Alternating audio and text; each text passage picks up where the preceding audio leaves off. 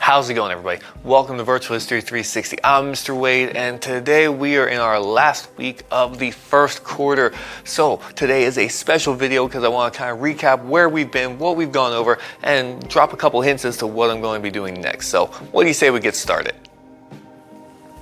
All right, so where have we been so far this year? Well, we've covered a lot of stuff, haven't we?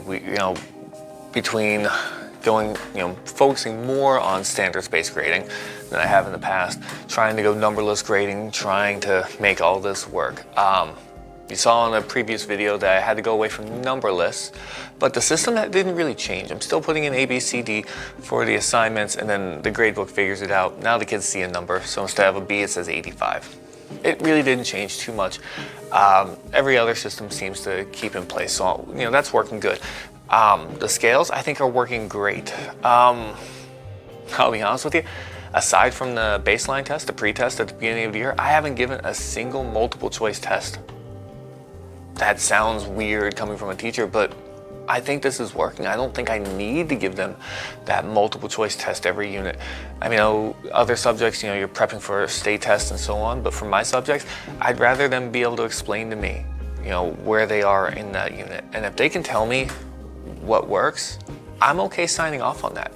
And couple that with you don't just get an A for doing the minimum.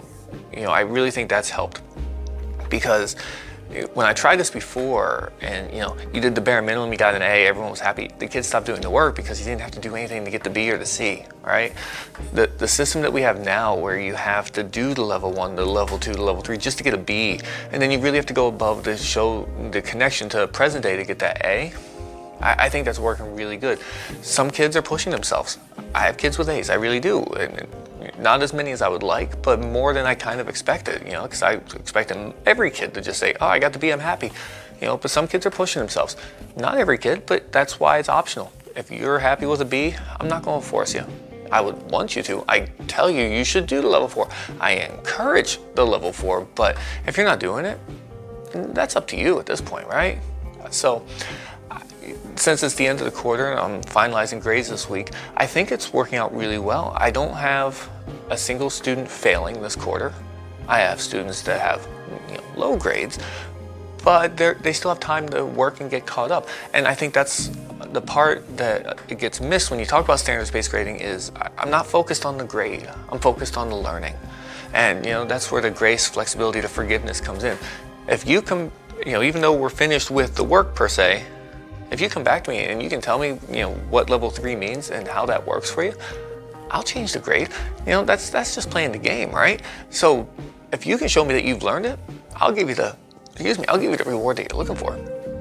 But really, I want kids to be motivated to show that they've learned the work. And it's not just a simple guess. And, I have kids bring their notebook up to me and they call me over, they bring it to me and they go, how's this? And I look at it and, if it's not good enough, I'm not going to sign off on it. And they'll stay at that level 2. Once they hit that level 3 though, and they, oh, I get it. You see the light bulbs go off. So this unit or this quarter, I would say it's been pretty successful. But what about coming up next quarter and then the units to cover? I got a couple ideas. All right, so in the future, trying to be more creative and get things in there. There's a video game out called Among Us, where you have crewmates and you have imposters and you have to try and figure out who's who. And I'm working with another teacher across the county, and we're trying to come up with ways to do something like a simulation like this. For American history, we talked about maybe the Salem witch trials, or British spies during the Revolutionary War, all the British soldiers, but who's the imposter, who's that spy? I have to figure it out, right? So trying to game this content a little bit so that hopefully the kids, really buy into it. Oh, goodness. We talked about for world history, maybe like the art of war with Sun Tzu, don't trust anybody. So I think that's something I'm looking forward to. You saw I did the Bronze Age activity with the melting crayons. I'm really excited to be able to bring, fun stuff into the classroom as much as possible. And for the most part, the kids are doing their end of the bargain, so I see no reason not to. I mean, if you're going to do the work, I don't see why you shouldn't get the reward. Does that make sense? So, with that being said, I think we're good to go. This is a short little update video. If you're a teacher, how's your first quarter going? You know, what's working for you? If you're a student, what about you? How's it going for you? Let me know. Is there something that I can do to help you if you're a teacher or a student? Either way. You know, if you want, check out the other videos that I have. I mean, by all means, help yourself. Let me rephrase that. Check out the other videos, because if you're a student and you need help with the content, that's why the videos are there. If you're a teacher and you want to use these, please do, because that's why they're there. I'm not monetized. You know, if you want to support this, I have a Teespring store. You know, it's teespring.com/store/virtualhistory360. Funny t-shirts, you know, masks, stuff like that. I don't price gouge you like other YouTubers do. You know, if you want to help me out, I appreciate it. Everything gets put back into the channel. All right. So as always, like this video, comment on it, let me know what's working for you, and subscribe if you haven't already. And share this with other teachers, whether it be you're a student sharing with teachers or you're a teacher, share it with your colleagues. All right. Let me know what I can do to help you guys. So for Virtual History 360, I'm Mr. Wade. I'll see you next time.